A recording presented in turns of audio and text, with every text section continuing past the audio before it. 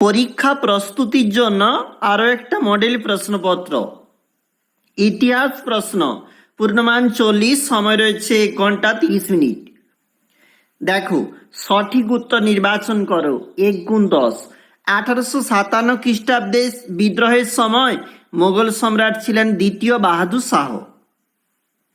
জমিদার সভার সভাপতি হলেন রাধাকান্ত দেব।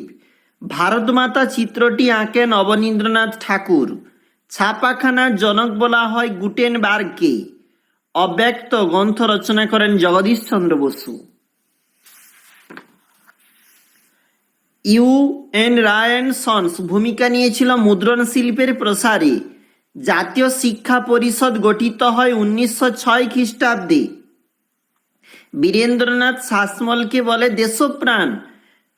ওয়ার্কার্স অ্যান্ড পেজেন্টস পার্টি প্রতিষ্ঠিত হয় 1928 খ্রিস্টাব্দে। র্যাডিক্যাল ডেমোক্রেটিক পার্টি গঠন করেন এম.এন. রায়। 1 গুণ 6। স্তম্ভমিল গোরা রবীন্দ্রনাথ ঠাকুর হবে, অন্নদামঙ্গল ভারতচন্দ্র রায়, আর লাঙ্গলটা হবে নজরুল ইসলাম।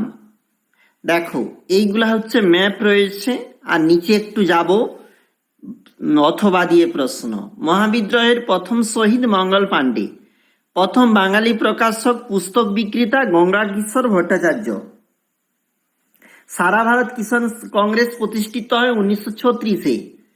নিচের এই প্রশ্নগুলা 2 নাম্বারের জন্য। এই দিকের প্রশ্ন আবার রয়েছে 4 মার্কের জন্য।